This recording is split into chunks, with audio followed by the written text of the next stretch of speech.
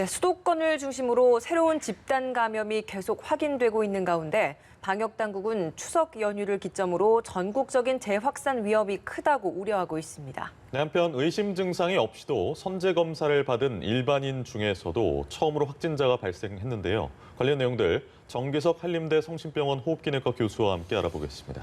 어서 오세요.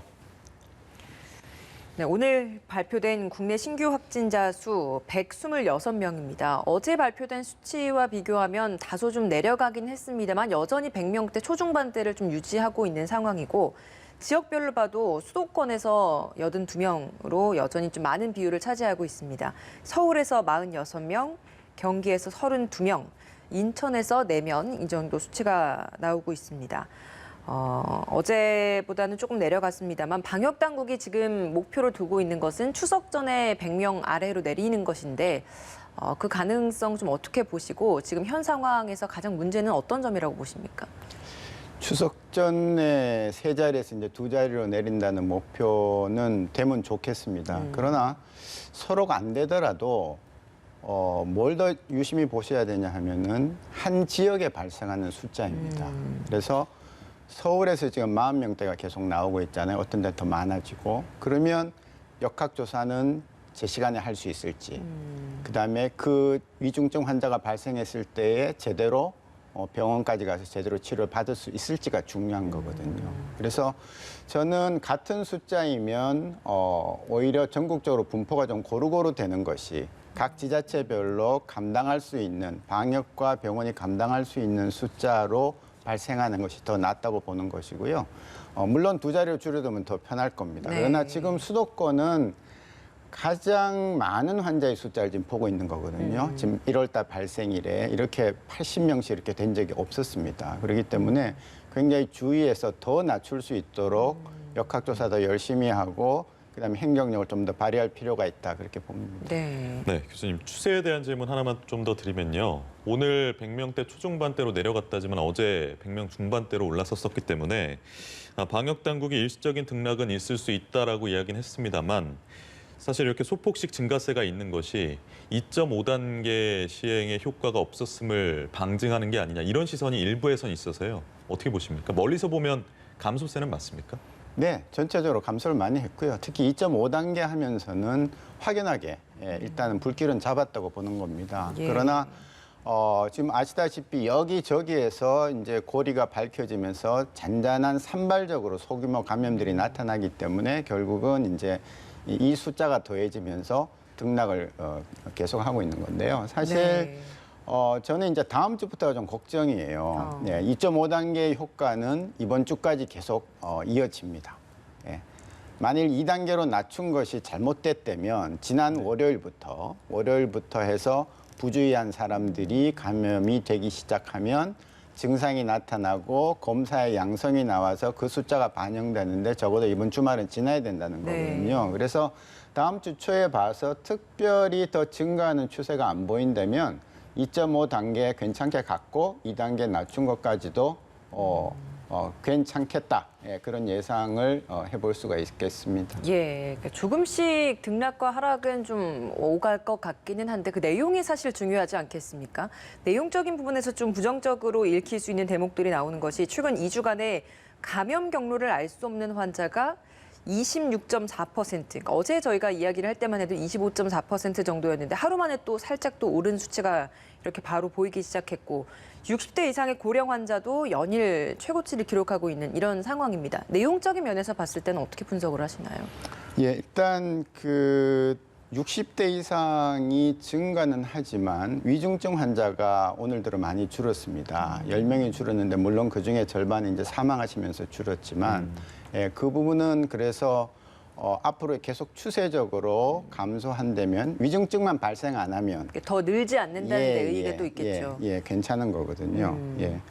그리고 그 지금 전체적인 숫자는 글쎄요. 감염 경로를 알 수 없는 그 비율은 어떻습니까? 그 비율은 지금 우리가 처음 보는 숫자이긴 합니다. 예. 원래 이제 목표는 5%인데요.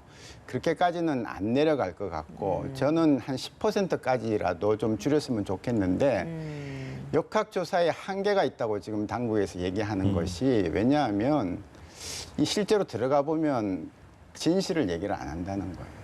그게 무슨 거짓말을. 말인가요? 아, 예. 특히 이 일부 종교 그 집단하고 방문 판매 업체는 특히 방문 판매 업체는 거의 점조직 같이 돼 있다고 합니다. 그래서 네.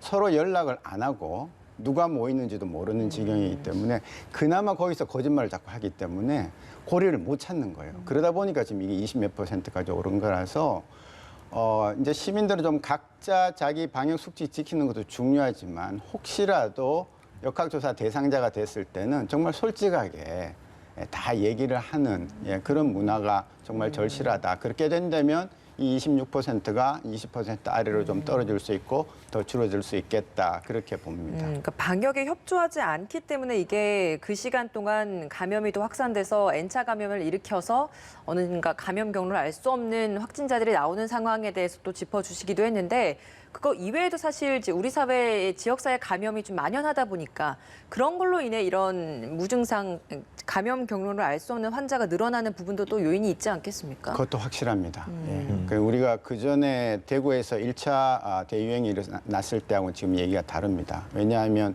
일단 지역이 넓고 그다음에 여기저기서 우리가 예상 못했던 지역에서도 계속 산발적인 감염이 있기 때문에 그 감염이 어디서 시작됐는지 모른다는 얘기거든요. 예. 그러니까 지표 환자는 찾아냈는데 그 지표 환자가 어디서 왔는지를 모른다는 얘기이기 때문에 그래서 아마 이 감염의 이 추세는 감소는 하겠으나 계속 등락을 거듭하면서 계속 갈 거다.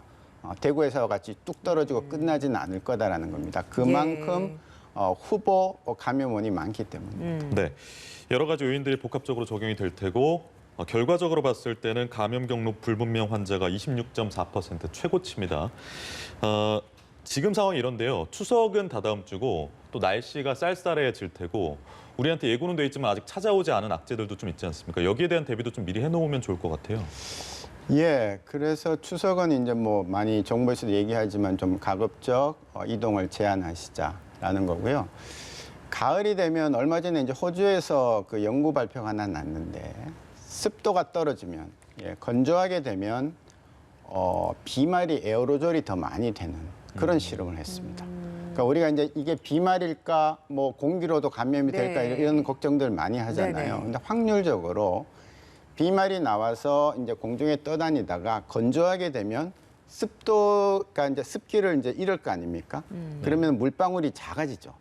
그럼 그게 이제 작아진 물방울 우리가 에어로졸이라고 네. 얘기하는 거거든요. 예, 그래서 그런 거를 생각해 볼 때 특히 이제 건조하고 이런 환경은 피하기도 해야 되겠지만 전체적으로 가을 겨울이 되면서 건조해지기 때문에 그 부분도 상당히 신경을 좀 써야 되겠고 네. 앞으로는 위험은 계속될 거다라는 예상을 해볼 수가 있죠. 네, 주말쯤에 정부에서 비수도권 지역의 2단계 사회적 거리두기 완화할지 여부를 좀 결정한다고 했습니다. 초반에 교수님께서 말씀해 주시기에 이 관리가 전 지역 전국적으로 좀 고르게 나오는 것이 관리 차원에서 방역하는 데 훨씬 더 도움이 된다라고 말씀을 해주셨기 때문에 비수도권에 대한 사회적 거리두기 조치 유지하는 게 좋을까요? 혹은 완화해도 괜찮을까요? 교수님 의견 어떠십니까? 저는 사실 추석 연휴가 지나고도 어느 정도 안정세를 보인다면 지역별로는 조절해야 된다고 봅니다. 좀 지역 비수도권은 조금 더 1단계로 좀 완화해도 예, 괜찮다. 낮출 수도 있다고 봅니다. 그러나 지금 이제 논의가 나오다가 어디까지 진행되는지 모르겠지만 지금 3단계는 너무 격차들이 크기 때문에 저희가 뭐 2.5단계다, 1.5단계다 그러고 이제 못 가고 또 못 내리고 있잖아요. 그래서 한 5단계 정도 예를 들어서 조정을 한 다음에 각 지자체별로 조금씩 줄이되 다만 수도권하고 붙어 있는 광역 지역을 생각하면 그쪽은 또 조금 이제 배려를 해야 되겠죠. 고려를 하면서 아주 뚝 떨어져 있는 어떤 지역에서 정말 발생률이 적다 그러면 같이 2단계로 갈 이유가 없다는 거죠. 알겠습니다. 전국적인 N차 감염이 발생할 소지가 있는 지금 사안이 명절이기 때문에 명절 관련돼서 질문을 좀 더 드리면 명절에 사실 부모님을 찾지 않는다는 것, 뭐 정세균 총리는 SNS에 총리를 팔아라 이런 캠페인성 게시글을 올리기도 했던데 교수님께서는 우리 국민분들께 어떤 이야기 해주시겠어요? 예, 안 가시는 게 맞고요. 근데 이제 사실 이게 그 자식 도리로 또 부모 도리로 뭐 역기성도 있으시고 하니까 저는 그래서 시부모님들은 며느리한테 좀 오지 말라고 직접 연락을 하시고 딸내들은 친정 갈 때 그냥 부모님들한테 저 못 가겠어요 이렇게 얘기하면 가정이 좀 편안해지고 이동이 줄어들지 않을까 그런 생각을 좀 해보고 있습니다. 예, 어쨌든 가지 않는 것이 좋다라는 말씀을 해주시고 그걸 선제적으로 좀 부모님들이 좀 먼저 얘기를 해주시면 좋지 않을까라는 말씀을 좀 해주시는 것 같습니다. 그럼에도 불구하고 사실 이번 추석 연휴에 가족 간의 만남은 만에 하나 이런 서로 간의 조치로 인해 줄어든다고 하더라도 개천절 집회를 통해서 좀 모이겠다라는 집회 신고들이 굉장히 많습니다. 서울시는 모든 행정력을 동원해서 이걸 막겠다라는 입장인데 보수 단체들이 이야기를 하는 바로는 방역 지침을 주면 그 지침을 지키면서 집회를 하겠다 이렇게 이야기를 하고 있습니다. 교수님 이런 보수 단체들의 이런 입장에 대해서는 좀 어떤 의견이신가요? 일단 집회는 안 되고요. 다만 이제 우리가 그 정부에서 정해놓은 정책이 있지 않습니까? 지금 2단계이기 때문에 야외에서 100명 이상 집회 금지입니다. 그럼 이론적으로 99명까지는 괜찮은 거거든요. 그래서 만일 뭐 어떤 판단에 의해서 어떤 집회가 이루어진다면 보수 단체든 어떤 단체든 간에 이루어진다면은 뭐 저 같으면은 입구에서 열 체크하고 그다음에 2m 간격으로 앉든지 서든지 하고 마스크는 입장과 퇴장 때까지 절대 벗지 않는 걸로 하고 함성 지르지 않고 그런 정도의 야외 집회라면 지금 2단계 정책에 맞는 거거든요. 그래서 그런 고려들을 하면서 한번 생각해 볼 필요도 있다 그렇게 봅니다. 지금 볼 수 있는 저 화면이 그 집회 때의 모습 아니겠습니까? 근데 그 당시에도 법원에서 허가를 했을 때가 그 방역 지침 우리가 정해진 그 규칙 안에서 집회가 이뤄질 것이다라는 판단하에 허가를 했었던 것인데 실제로는 저렇게 걸어 다니다 보면 충분히 부딪힐 수 있는 만큼의 거리가 좁혀질 수밖에 없고 거리두기 유지가 좀 어렵다라는 부분이 한계인 거잖아요. 맞습니다. 그래서 이제 제가 모두에 안 하시는 게 원칙이라고 말씀드렸고요. 이론적으로는 이제 그렇다는 말씀이시고 지금 저런 집회는 절대로 하시면 안 되죠. 알겠습니다. 불효불급한 외출을 삼가달라는 게 방역 당국의 예전부터의 지침이었습니다. 근데 지금 현황을 좀 보면 8월 이후에 모임이나 여행 같은 그러니까 꼭 필요하지 않은 외출에서 발생한 사례가 확진자가 311명이나 되고요. 이 중에는 N차 감염이 더 많습니다. 많은 국민들께서 정말 열심히 참여해주고 계시지만 이런 수치들을 봤을 땐 좀 아쉬운 점도 있는 것 같습니다. 그 한 집안에 같이 사는 가족분들은 어쩔 수 없어요. 한 분이 걸려서 들어오면 뭐 그냥 언젠가는 감염이 되는데 이제 같이 살지 않은 가족들, 그리고 그분들이 이제 여행을 다니시면 원튼 원하지 않든 새로운 감염원을 만나게 됩니다. 암만 조심을 해도요, 감염은 있을 수밖에 없습니다. 뭐 리조트에 가시더라도 거기에서 식당이라든지 엘리베이터라든지 누구나 다 접촉하는 같이 만난 데가 있기 때문에 그래서 이제 그런 부분들을 좀 최대한 자제를 해 주셔야 될 거고 지금 마침 이제 계절이 좋은 철이 다가오니까 한 번만 좀 참아 주신다면 9월 말까지 한번 참아 주시고 연휴까지 참아 주시고 그다음에 한번 보자는 거죠. 정말 우리가 정말 잘하고 있는 건지 아니면 조금 완화해도 되는 건지. 이번 추석 연휴 동안 가족들을 만나러 가지 않으니까 또 시간이 남으니까 그 시간에 할인 행사가 돼서 제주도다 뭐 다른 국내 지역에 여행을 가려고 하시는 분들도 많아서 이미 예약이 꽉 찬 상황이라고 하는데 아무래도 좀 그런 부분에 있어서는 이번 계절 한 번만큼은 좀 참아달라라는 말씀을 해주신 것 같습니다.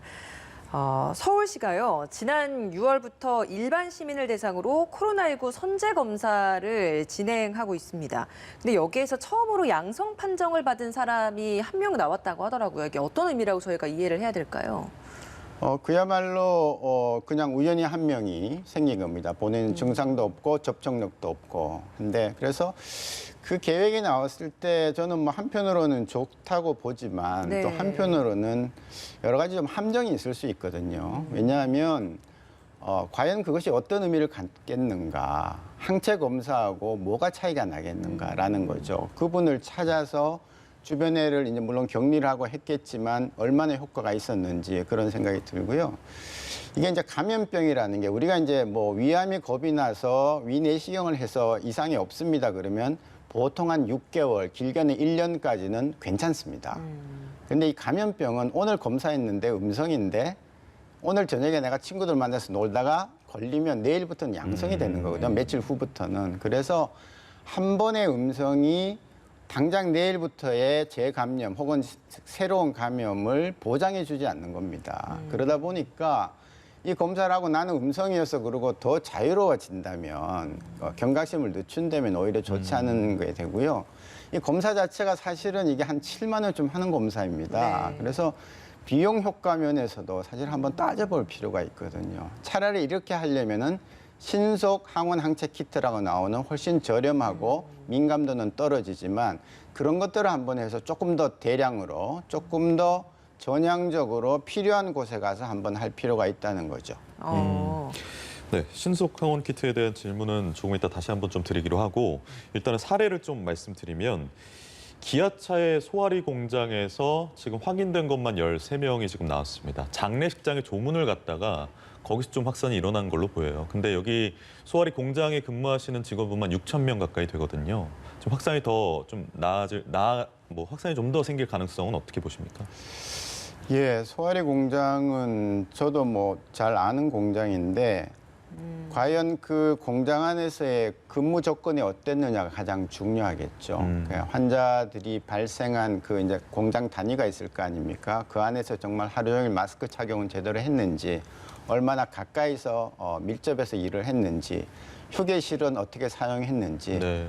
직원 식당은 어떻게 사용했는지에 따라서 달라질 겁니다. 그래서 네. 환자가 몇 명 추가로 더 나오든 안 나오든 간에 이제 이런 걸 교훈 삼아서 각 직장에서는 이제 이거를 좀 이렇게 보완을 해야 되겠구나라고 이제 개선해 나가는 그런 계기가 되면 더 좋다고 봅니다. 이제 이 사례 같은 경우에 그 직장 동료 조문도 다녀온 게 있어서 또 걱정되는 부분도 있어요. 그러니까 장례식장 같은 경우에는 그 지역에서만 또 이루어지는 게 아니라 전국에서도 또 오고 가는 사람들도 있고 음식도 또 나눠 먹는 경우도 있고 하니까 이 부분에 있어서 앞서서 저희가 좀 짚어보고 싶었던 그 대구 동충하초 사례만 봐도 27명 중에 26명이 감염이 됐는데 단 한 명만 감염되지 않았는데 그 이유가 마스크를 철저하게 쓰고 음식물도 나눠 먹지 않았던 그런 사례이지 않습니까? 그런 경우를 봤을 때 이 장례식장을 다녀오고 거기에서의 음식물 공유 이런 부분은 확산을 더 키울 수 있는 가능성도 크다라고 봐야 되는 걸까요? 네, 그래서 차제 사실은 장례 문화도 우리나라 장례 문화가 많이 좋아지지 않았습니까? 예전에는 다 오랫동안 앉아서 뭐 다른 것도 하고 했는데 그래서 그 문화도 좀 바꿔야 되고 특히 요즘 같은 데는 저도 몇 번 가봤습니다만 그냥 마스크 끼고 가서 조문하고 그냥 나오는 것이 원칙입니다. 모여서 대개는 이제 상주들께서 식사하고 가시라고 이제 권하지만 네. 정중히 인사하고 나오는 게 원칙이거든요.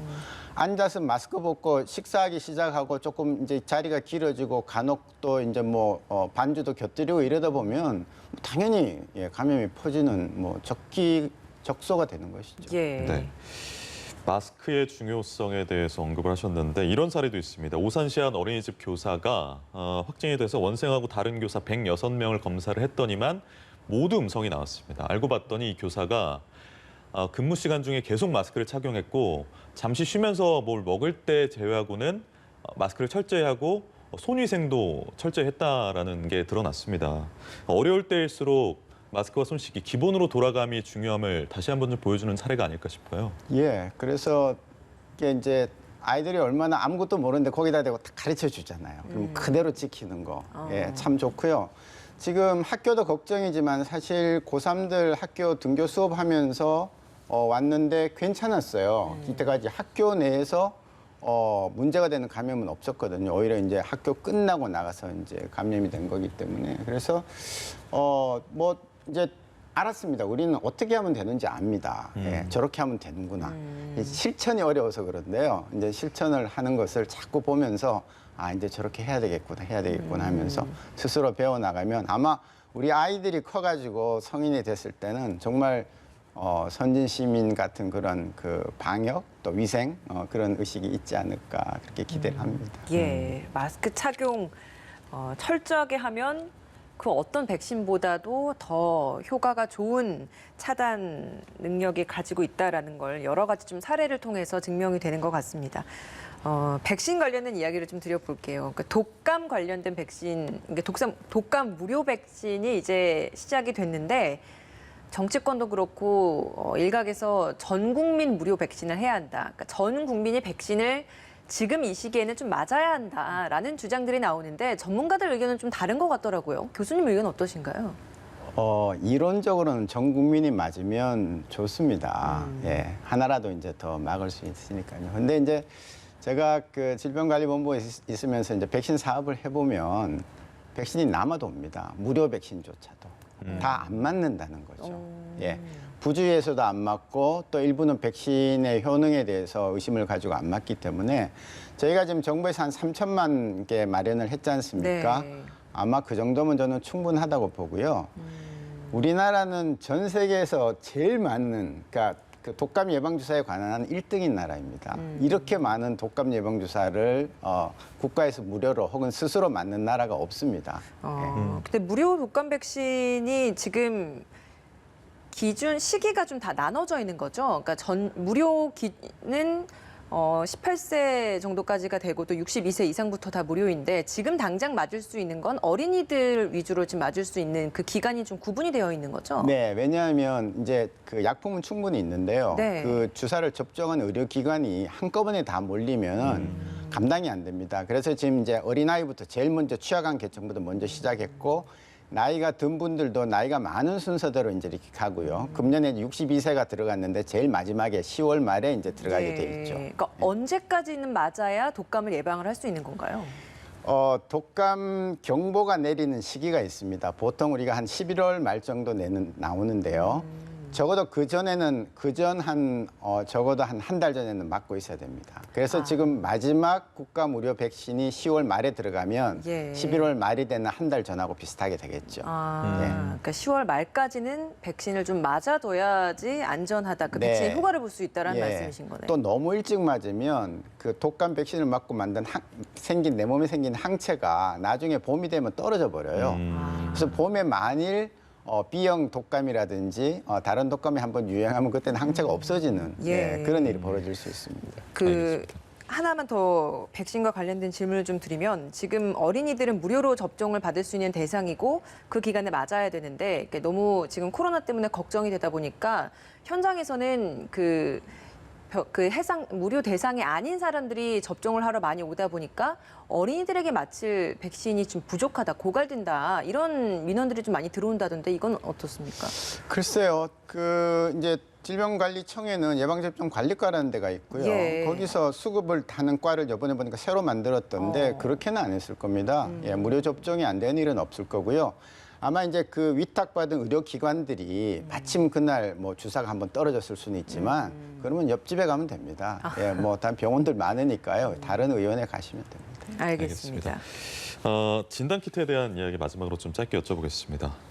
언급을 하신 바가 있지만 자가로 진단 검사를 할 수 있는 신속 진단키트, 항원 항체 검사 키트에 대한 이야기들이 요즘 많이 나오는데 정은경 청장은 정확성이 부족하고 검체 채취 어려움 등이 있어서 진단 검사의 용도로는 부적절하다고 언급한 바가 있어요.